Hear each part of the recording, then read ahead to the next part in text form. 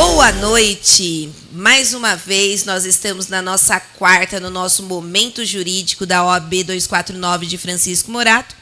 E hoje eu estou aqui com a doutora Jaqueline Pinheiro, presidente da Comissão Permanente de Direitos Humanos e Carcerários da OAB 249 de Francisco Morato. Doutora Jaqueline, minha eterna gratidão.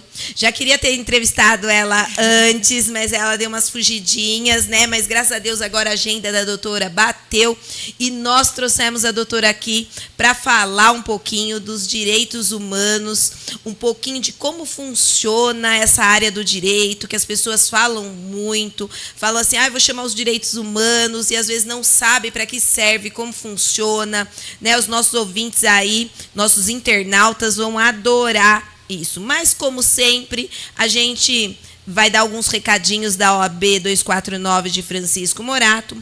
Amanhã nós temos uma palestra às 18 horas, de forma virtual, com a doutora Andréia Pereira.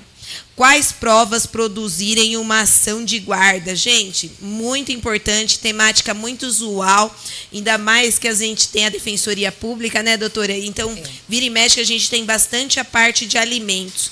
Quero parabenizar essa semana também a nossa diretora, a doutora Mônica, que fez aniversário aí, né? Mudou o ciclo e hoje é aniversário também da doutora Moniz e foi da doutora Daniela. Nós tivemos diversos aniversários.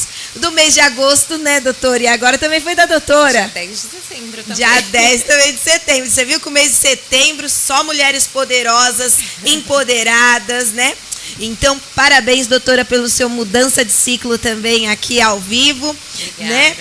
E vamos lá, que também nós temos também, doutora, a inauguração da nossa ESA. Nós vamos inaugurar a ESA, gente. Olha que legal.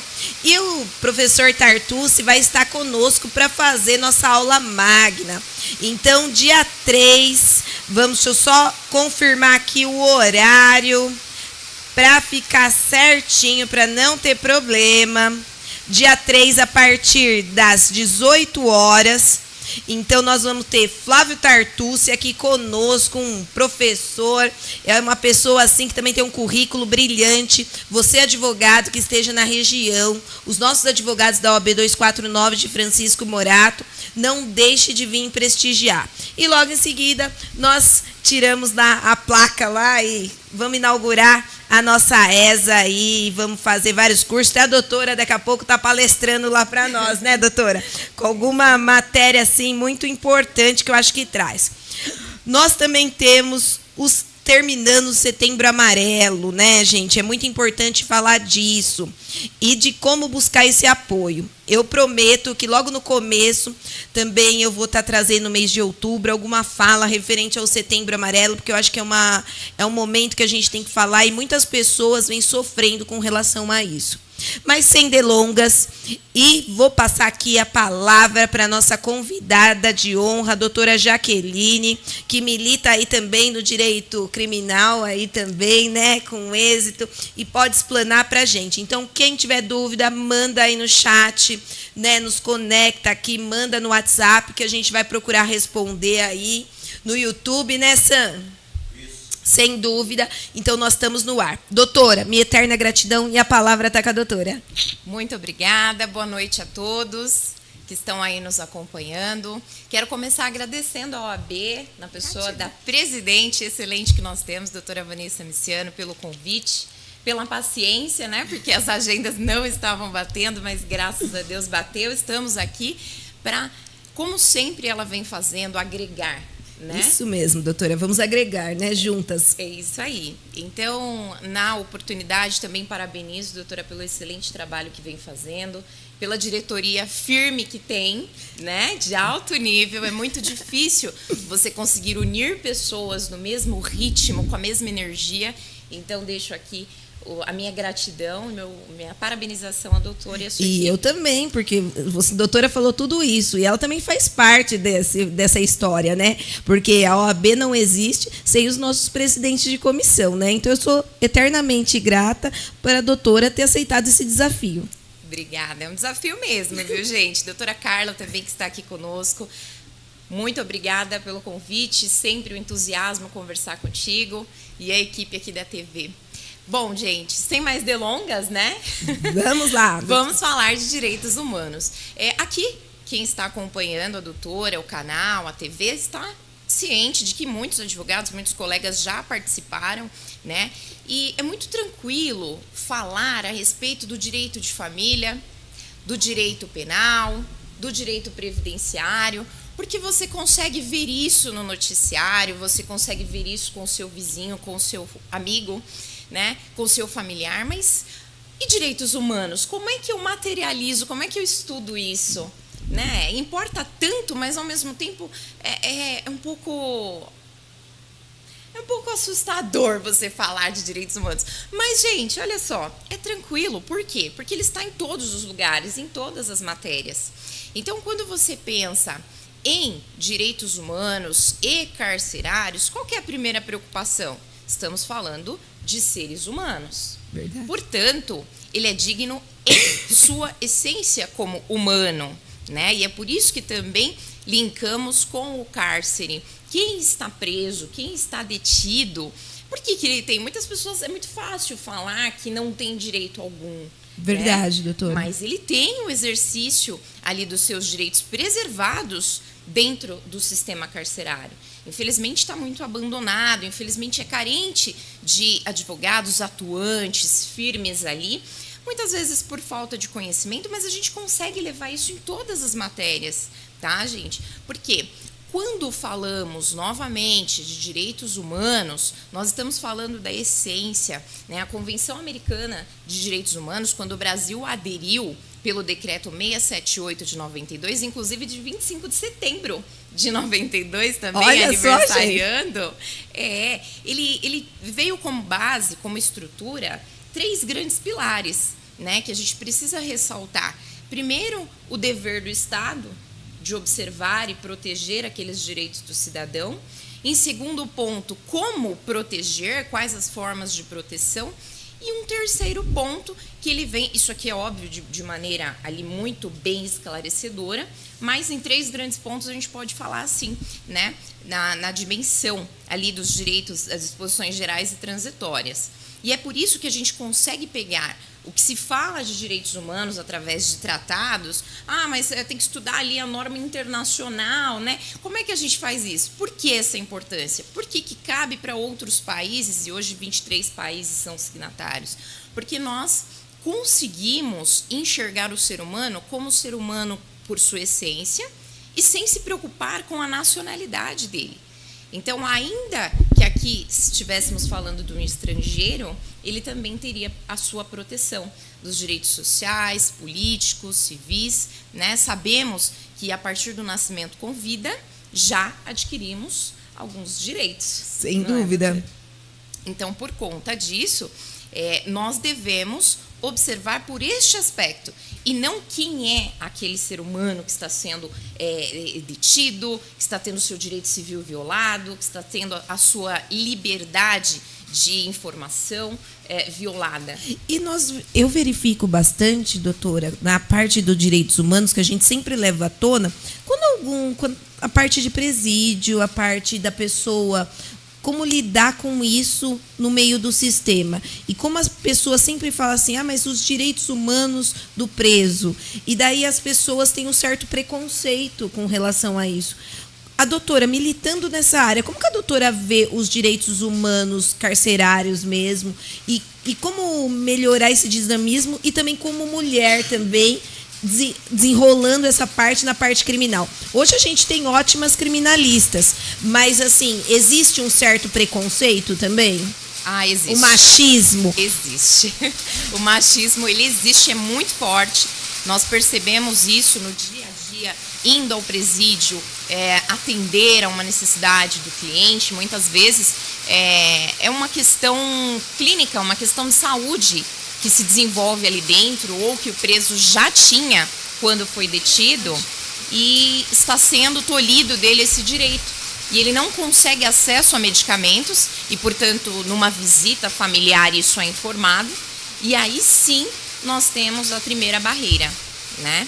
Mas, de todo modo, como advogada criminalista, a gente percebe isso, né? Desde o primeiro momento em delegacia, quando você é recebido por a maioria homens, né? Sem dúvida. Policiais, no presídio, o ambiente por sua maioria de homens, né? Ali, então você acaba sentindo um pouco isso, o menosprezo, mas tudo você consegue administrar se você tiver, né, uma postura firme, né? Você sabe o que você está falando, e firme não é desrespeitosa, não é ofensiva, é você saber se posicionar, entender que como mulher, e não no sentido apelativo da coisa, né? Eu sou mulher, não de vitimismo, mas de necessária postura, de firmeza, porque você não caiu ali por um acaso, você sabe o que você está fazendo e você conhece os direitos humanos daquele preso, e você conhece o seu direito, as suas prerrogativas como advogada, e, portanto, merece sim ser ressaltada. Não, que bom colocar esse contexto, doutora, porque a gente vê muitas pessoas falando, e as pessoas falando coisas que, às vezes, elas ficam desconexas, né? Então, eu falo muito assim, eu fico muito feliz de ter uma presidente mulher na parte dos direitos humanos carcerários, porque ela tem um outro olhar, né? Ela consegue olhar e englobar o todo dessa desenvoltura. Então, eu acho que isso é primordial. E a gente vem caminhando, né? A gente teve alguns casos, recentemente, até a doutora colocou uma nota, que nós tivemos um caso, daquele caso do Bradesco, né? E prontamente eu falei para a doutora, o que a doutora entende sobre isso? E fez uma nota exemplar. Eu gostaria que a doutora comentasse isso aqui para os nossos ouvintes, os nossos internautas que também estão aí nos escutando, e os nossos colegas advogados. Para recordar, né, esse caso foi de um casal de moradores de rua, e eles foram flagrados ali numa agência bancária que tem tinha um vidro, né? Me parece que isso já foi modificado, mas como aquela transparência daquele vidro, quem saía de frente com a estação de trem da nossa cidade, quem saía se deparava com o movimento ali de um ato sexual. E tivemos diversas reações, né, de pessoas totalmente intolerantes e ultrapassando os seus limites do direito de liberdade, ultrapassando qualquer tipo de limite do seu direito, agredindo aqueles moradores, né? Isso foi filmado. Então, num primeiro momento que eu conversei com a doutora quando nós discutimos esse caso, foi isso. O que as pessoas têm feito hoje quando percebe alguma coisa que não está dentro dos seus limites morais e éticos, né? Porque o meu limite moral e ético pode ser diferente do seu. O que é moral para mim, o que deve ser respeitado como moral, para você talvez tenha uma visão diferente. Então, será que a primeira coisa a ser feita quando você vê um ato desse é agredir? É filmar? É pegar a tua câmera e filmar? Ou é tomar providências comunicando às autoridades? Então, foi com base nisso que nós escrevemos essa nota. E, claro, outras pessoas que se manifestaram de formas diversas, mas o que nos chamou a atenção, e foi muito necessário fazer essa nota, foi nesse sentido, né? Poxa, mas eles tem crianças saindo da estação. Isso é um ato tenebroso, pelo amor de Deus, que é abuso, isso é horroroso, isso é horrível. Mas e a agressão? E a violência? Foi isso que marcou a gente, né, doutora? Foi como foi conduzido. Não que o ato seja normal, mas sim a condução das pessoas, e fez a gente refletir com relação à nossa sociedade. Será que a gente tem que marcar? Às vezes a gente coloca algumas notas, a gente coloca nota de repúdio, não no sentido também de orientar, de fazer as pessoas tomarem uma reflexão, porque tem pessoas que falam assim pra gente, mas vai fazer mais uma nota de repúdio? Né? As pessoas falam, não tem êxito, não funciona. Não é que não funciona. Quantas pessoas que depois que leram a nota vieram falar para nós, quanto diretores, olha, eu comecei a pensar diferente, realmente não funciona dessa forma, eu não tinha imaginado esse contexto. Então, mostra também o nosso olhar também quanto à sociedade, de poder também fazer esse informativo. Porque as pessoas vieram até perguntar o porquê da nota.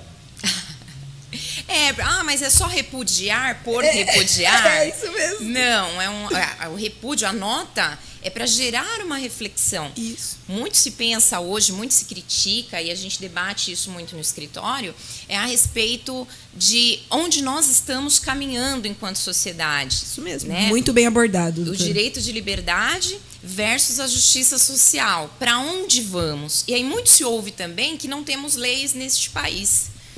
E aí eu rebato, sim, nós temos lei. Claro que precisam ser atualizadas de acordo com a mudança social.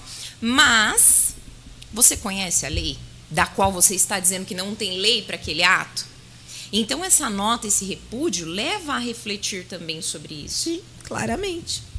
E eu acho que assim, essas particularidades que a gente está apresentando e mostrando para a sociedade, mostrando até para a advocacia, que às vezes a doutora apontou muito bem. Será que existe lei para aquilo? Será como que eu estou entendendo?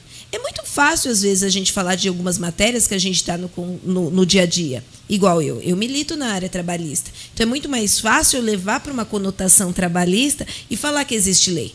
No penal, eu já tenho uma certa dificuldade, né? Porque não é uma coisa que é cotidiana para mim. Para mim, entrar numa delegacia, muitas vezes, eu falo assim, tá, mas eu vou fazer o quê? Como que eu vou me portar? Como que eu vou... Por quê? Porque você tem um certo receio, porque você já vai na hora do embate.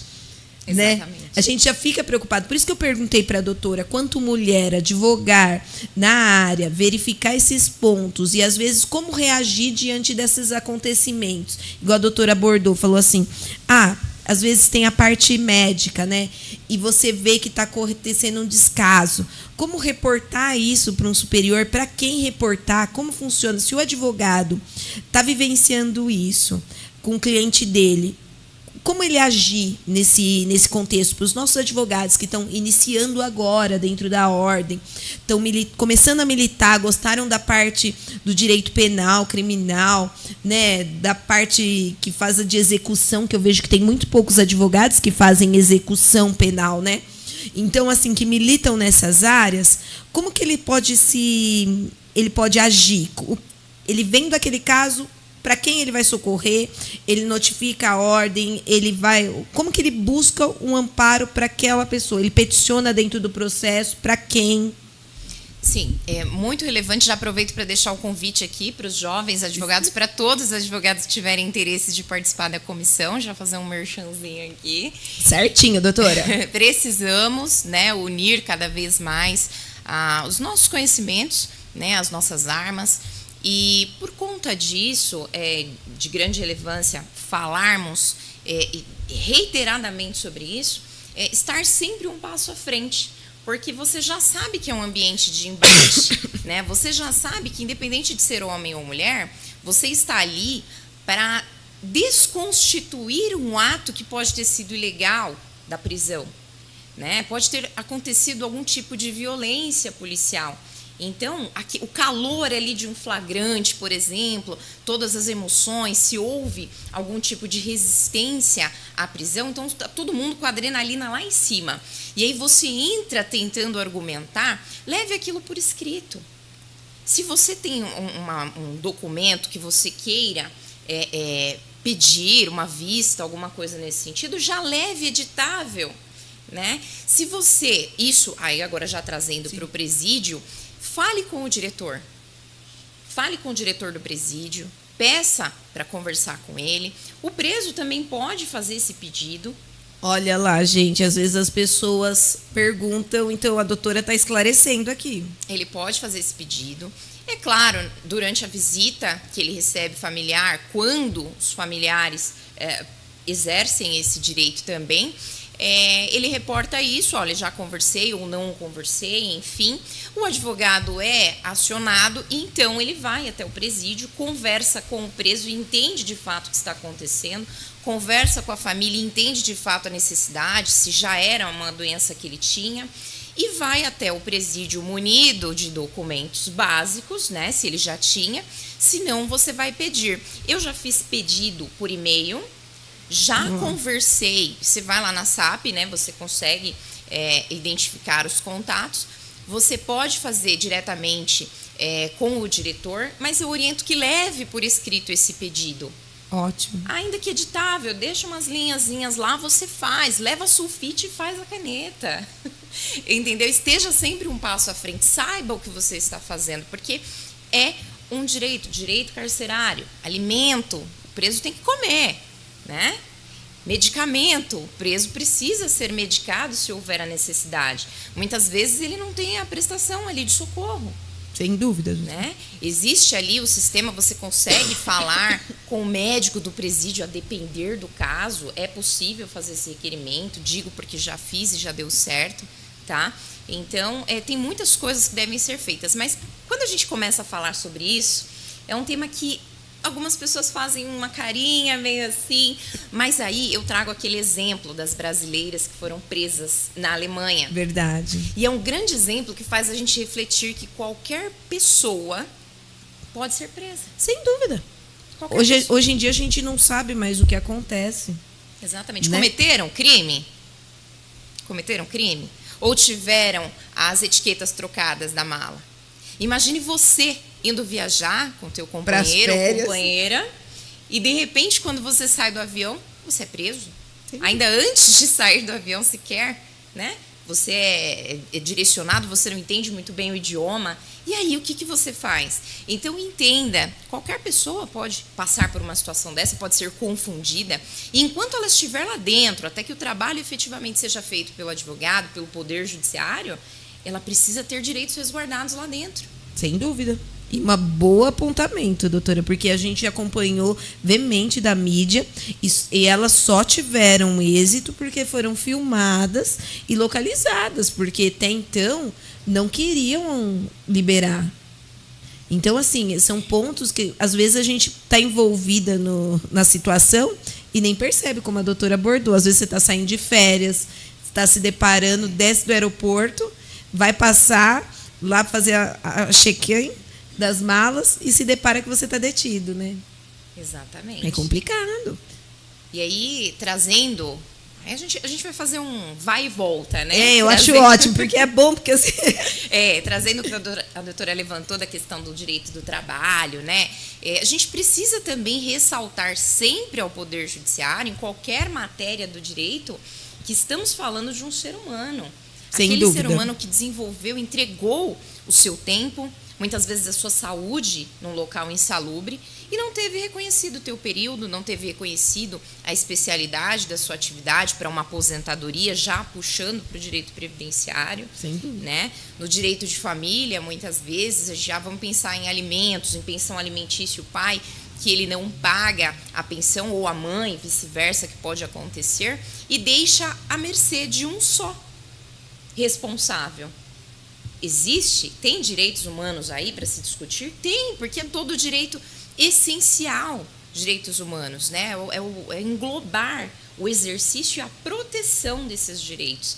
Então, quando a criança ela não recebe os alimentos, ainda que se pense que quem vai receber vai utilizar de qualquer outra forma, aquela criança pode estar vivendo em vulnerabilidade social. Sem dúvida. A pessoa que não está recebendo benefício, a gente está vendo muito isso. Agora o INSS vai fazer uma campanha e vai começar a ligar para as pessoas, né? E aí, inclusive, o diretor falou, olha, não é trote, atenda a ligação. O INSS vai ligar, sim. O colega Guilherme Lubarino também me mandou um vídeo e falou, doutora, é legal você falar sobre isso. Obrigada, Guilherme. Então, assim, é importante. E também nós estamos falando de direitos sociais. Sim, sem dúvida. Que trazem maior dignidade, melhor condições de subsistência. Sem né? dúvida. Então, são várias áreas. E a gente vê também, a doutora comentou na parte previdenciária, eu acho importante também a gente frisar. Nós estávamos com o presidente de Direito Previdenciário também aqui, e ele retratou muitas particularidades. A gente vê alguns benefícios que, ultimamente, são cessados do nada. Exatamente, e daí é chamado pente fino. E daí a gente se depara... Será que tem os direitos humanos no meio desse sistema? Com certeza. Olha, se fosse só um juiz federal para receber minhas petições, ele já ia decorar um certo ponto. Que eu sempre peço que prevaleça, que ele observe a primazia dos direitos humanos sobre a jurisdição previdenciária. Olha, sempre peço a primazia dos direitos humanos sobre a jurisdição previdenciária, que ele observe aquilo. né? Então, inclusive, participei de uma audiência na semana passada, em Guarulhos, que falava-se sobre pensão por morte, junto com a doutora Roberta, né? E aí nós estávamos discutindo isso também junto com a juíza, uma juíza excepcional, juíza federal, que humana de fato. Legal, doutora. Né? Então a gente conseguiu ver, humanizar. E a procuradora federal entrou já no finalzinho da audiência, fez proposta, conseguimos um bom acordo para ela e restauramos a dignidade da família. Você vê, e às vezes a família ela tá toda dilacerada, porque ali às vezes é o momento da única fonte de sustento dela. Né? Então, assim, e daí a gente se depara que existe uma dignidade e que existe um cunho, né? Então, assim, a gente, em todo momento, a gente tem o andar dos direitos humanos previsto no nosso dia a dia. Exatamente. E essa questão de suspender ou de cancelar benefícios acontece reiteradamente, vai voltar a acontecer por conta do pente fino que o INSS faz nos benefícios. Interessante, doutor. Esse pente fino, ele... uma análise automatizada que ele passa para verificar, de repente o CAD único está desatualizado, né? E é necessário para um benefício assistencial, por exemplo. Ele vai e passa... já tem muito tempo, esqueceu de fazer prova de vida, nós tivemos a atualização da questão da prova de vida, que agora você não precisa ir na agência, né? Acessou isso o Gov. Foi muito bom, né? Foi muito bom. A parte do Gov, apesar de ser trabalhoso, né? Porque dá trabalho para nós, né? Ficou tudo Gov. Tudo Gov. Né? Mudou então, uma senha aqui, o contador... Aí já judia com todo mundo, né? A gente vê assim a dificuldade que a gente está passando com o Gov. Mas assim, eu acho que foi bom e também facilitou a vida do usuário, né, doutora? Facilitou bastante. Muito cuidado que precisa ter com essa senha, né? Com a senha Gov, muito cuidado para quem passa, quem são os profissionais que você vai confiar de entregar isso, mas facilitou bastante. A gente consegue trabalhar muito bem assim. Mas fique atento, é o que eu sempre falo, se chegar uma cartinha. E muitas vezes essa cartinha não vai chegar, sabe por quê? Porque a pessoa que recebe benefício, ela não atualiza. Ela muda de endereço. Estou morando de aluguel, precisei mudar, né? Teve alguma situação aí que eu precisei me mudar, troquei o telefone, perdi o chip. O INSS não vai te pedir para atualizar. E se você não atualizar, a cartinha vai para lá. Passou o prazo, você não sabe, travou o seu benefício. E aí você continua sem se manifestar, não, deve estar atrasado uns dias. Não atrasa, né, doutora? Exatamente. Cessou o benefício. E aí, para você restaurar, a primazia dos direitos humanos, ela tem que ser combatida com muita força, assim, para vir para você. Não é tão simples, né? Mas você vê que a gente consegue passar por todos os ramos com naturalidade. Sim.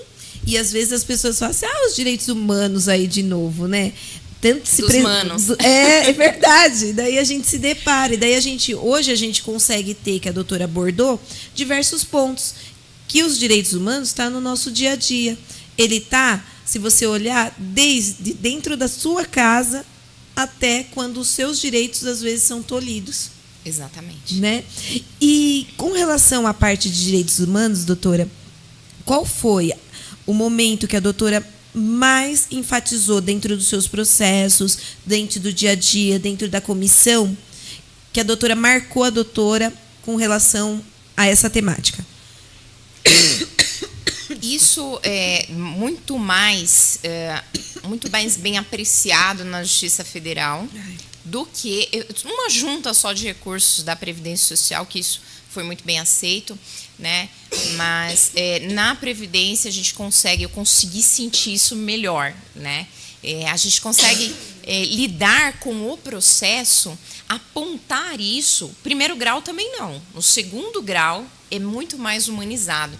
Quando você você junta a técnica, né? A técnica processual com a humanização do teu processo. Não basta você ir lá e apresentar a letra da lei, a letra fria. Não, porque a norma diz isso e, portanto, eu quero isso. Você precisa rechear o teu pedido e fazer com que quem for analisar, que seja administrativamente o servidor, que seja o juiz, enfim, primeiro, segundo grau, não importa, né? O desembargador...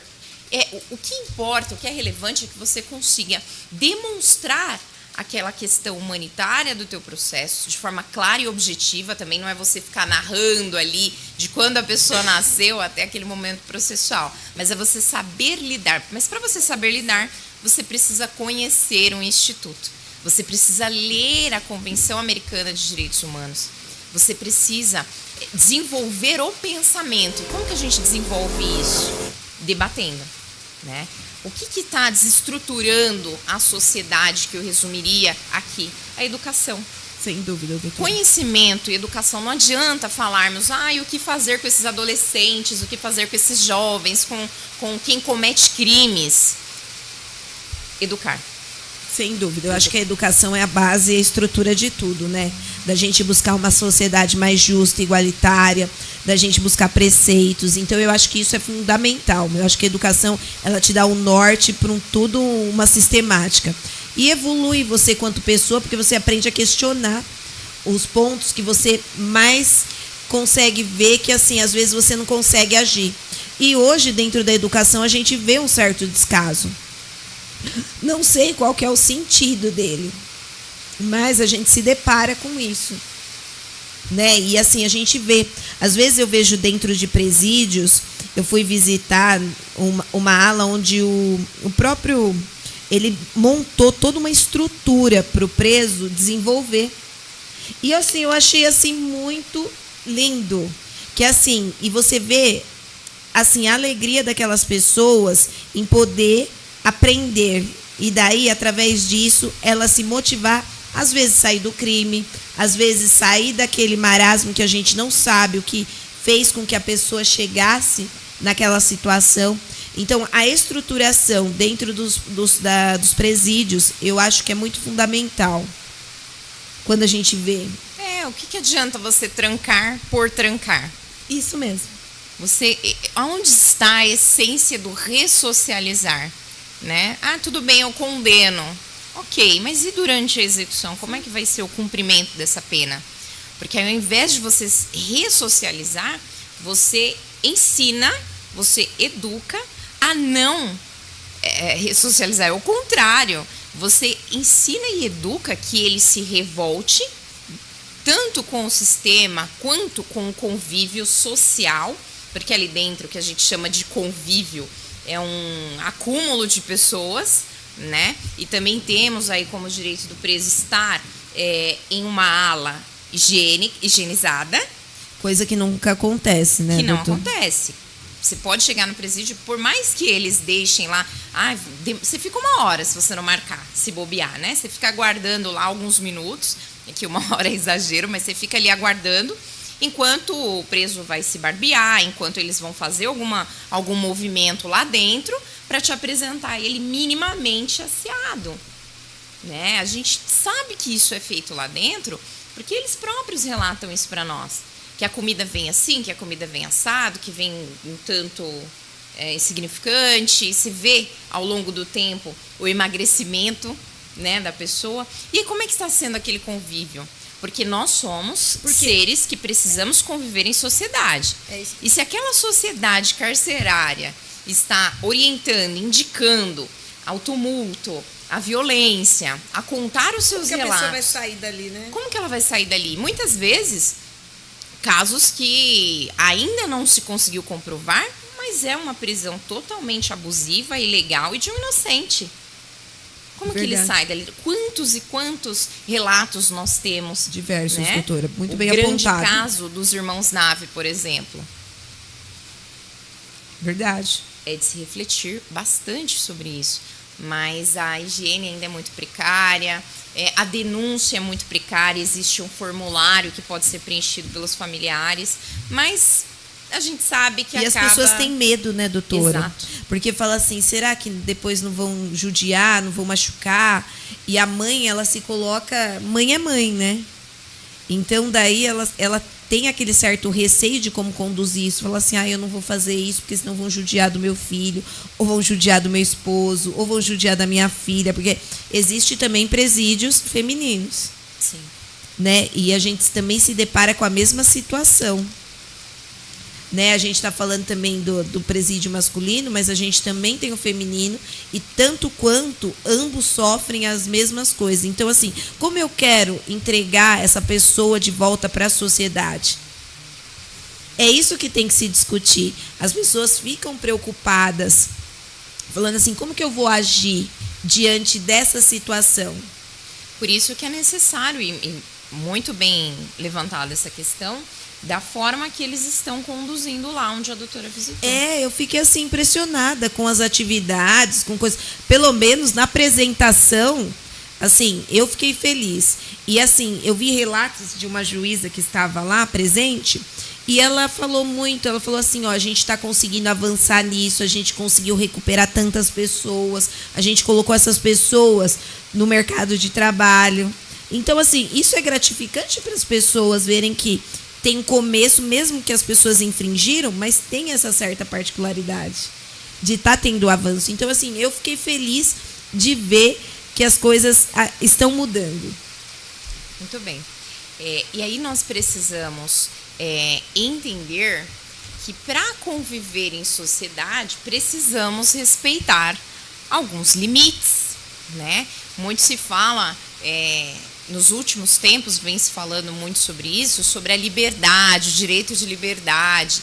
Mas se eu tenho liberdade, eu posso fazer e falar o que eu quiser em qualquer lugar, não é? Mas não é bem assim. Nós sabemos que não é absoluta essa liberdade. E, inclusive, nós discutíamos isso num caso muito recente, né? E foi levantado que, de fato, até o STF já tem esse entendimento de que não é absoluta essa liberdade, independentemente de onde ela é exercida. Como reflexo, por exemplo, da nota de repúdio que nós fizemos do caso do banco, né, do casal que estava praticando atos sexuais, muitas posições nas redes sociais foram assim. E aí nós temos relatos dos advogados da área empresarial, que muito se fala mal de empresa nas redes sociais. Tivemos o caso da Coca-Cola há um tempo atrás, né? E assim, a liberdade em qualquer lugar, né? Seja de forma presencial, seja de forma virtual, ela não é absoluta.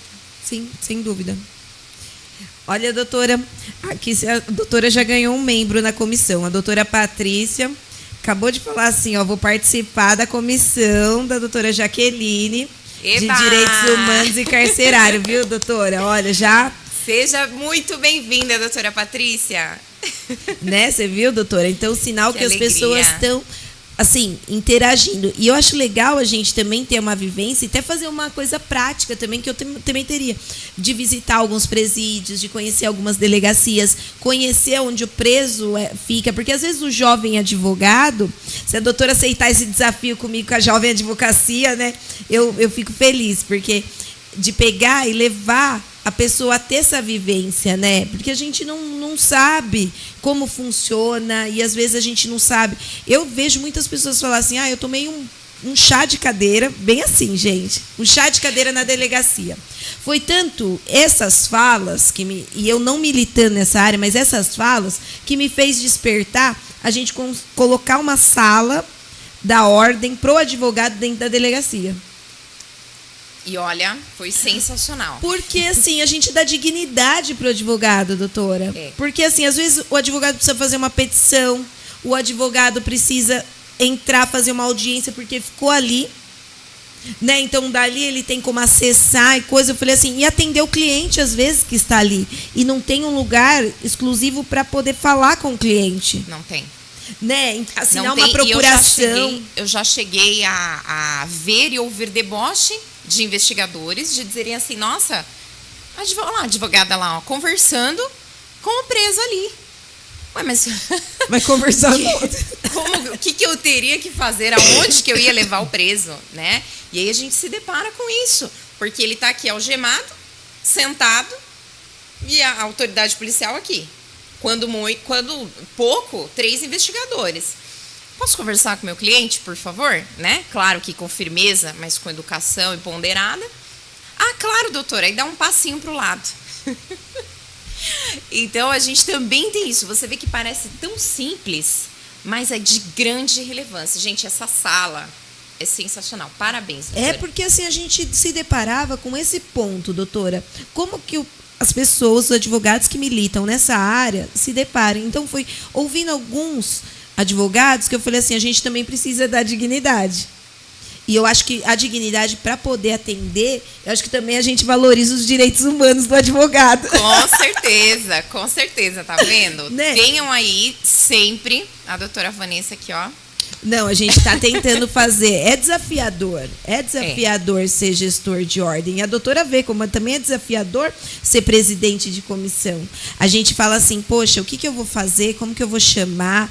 Eu vou fazer uma palestra, mas como que eu vou atrair gente para minha palestra? As pessoas, a gente se pergunta isso. Sim. No contexto. E a gente sabe que às vezes não depende só de nós. É tudo um contexto, né? E eu estou muito feliz com a OAB 249, porque a aceitação, mesmo que a gente tenha os desafios, mas os advogados, eles vão dando um feedback para nós positivo. Mas vamos direcionar a rota aqui, vamos melhorar aqui, porque eu acho que a gente tem que sempre buscar melhorar, né?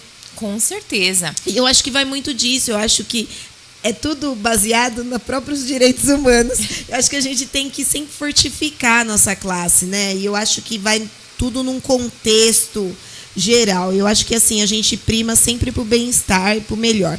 Como a gente não tinha direitos humanos na OAB, a doutora, primeira presidente da nossa comissão. Né? Olha, então, que assim, honra, a gente gente fica feliz, porque é importante a gente ter temáticas e ter discussão. Imagina representar a nossa hora. Se acontece alguma coisa, a gente não tinha ninguém para representar. Se acontecesse algo, a gente não tinha como se respaldar. Como que vai dar uma entrevista se acontecesse algo dentro da cidade? E é muito bacana essa questão. Gente, a chuva. A chuva aqui. Esses dias eu fazia uma audiência virtual. E aí o microfone não estava funcionando. E vai para lá e mexe aqui, mexe ali. Promotor, juiz, todo mundo. O réu. Aí a juíza começou a fazer mímica. Eu comecei a fazer mímica, promotora, todo mundo. Saí, voltei a pedir desculpas, né, pelo imprevisto. A juíza disse assim, doutora, aqui depois que veio o virtual, a gente tem que aprender a fazer mímica, a gente tem que se virar. Então é importante que a doutora conseguiu, vamos seguir com a audiência. Então aqui, como nós dizíamos, falar mais pertinho do microfone aqui, porque a chuva tá forte. É muito relevante essa questão dos presídios, desafio aceito pra gente conseguir. Olá, gente! Isso. Nós vamos conseguir. Vamos fazer isso porque eu gostaria que os jovens advogados não passassem o que eu passei. Sim. De você aprender apanhando, mas apanhando muito. Tem que apanhar sim, mas só um pouquinho. Né? E você aprender ali na raça, de você passar vergonha, de você levantar e ser firme. Porque por mais que você conheça o direito, você conheça o caso, você entenda a necessidade do cliente, falta a prática. Sem por onde dúvida. você entra no presídio, o que você tem que fazer, como é que você se posiciona, se você é homem, se você é mulher, qual a dica, qual a orientação, como é que é lá dentro, né? Será que você se perde lá dentro? Será que isso é possível? Será que vai ter preso ali, fazendo a limpeza, circulando? E aí como é que você fica? Assustado? Você vai perder a fala? Não, você tem que garantir todas as suas prerrogativas, os seus direitos humanos e do teu cliente também. Então, se você se perde, trava nisso porque você escutou a tranca... Verdade, doutora, muito bem. Você perde a credibilidade. Muito bem abordado. Gente, nós tivemos uma chuva aqui, né? Chuva de bênção. Mas vamos lá, como tudo é bom, nós já estamos caminhando para o fim, doutora. Ah, gente, não ficou com um gostinho de quero mais? Porque agora que eu fiquei à vontade...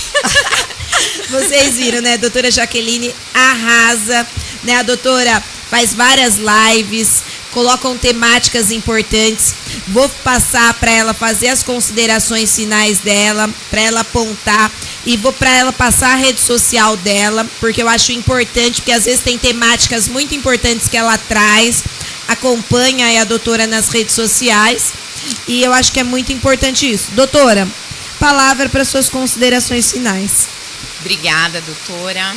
Obrigada a todos que nos acompanharam, né? Tivemos um pequeno atraso e um pequeno imprevisto do horário que comumente acontece, peço desculpas por isso, mas eu gostaria de relembrar aqui uma frase de Immanuel Kant, que ele dizia que coisas têm preço, pessoas têm dignidade.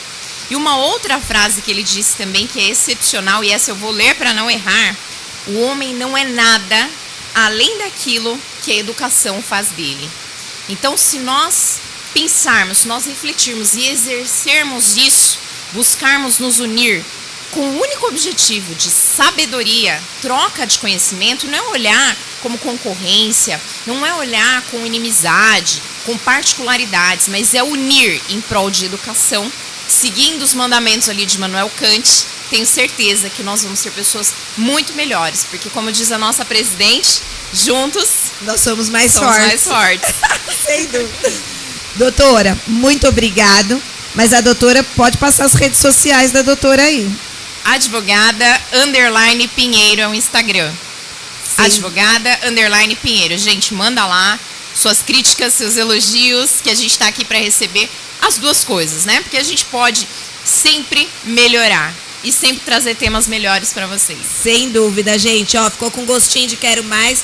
Daqui a pouco os nossos advogados vão vir aqui para falar das temáticas mais importantes, porque esse primeiro momento era para vocês conhecerem os nossos presidentes de comissão, saber as comissões que existem dentro da OAB 249 de Francisco Morato. Doutora, minha eterna gratidão, mais uma vez, obrigado. A hora voou, né? Foi muito gostoso o feedback, eu aprendi muito, sou muito grata por isso. Agradeço os nossos internautas, os nossos ouvintes, os nossos presidentes, os nossos advogados. Acompanhe a gente na OAB 249 de Francisco Morato. Minha boa noite a todos e até a próxima quarta-feira. Até mais, gente.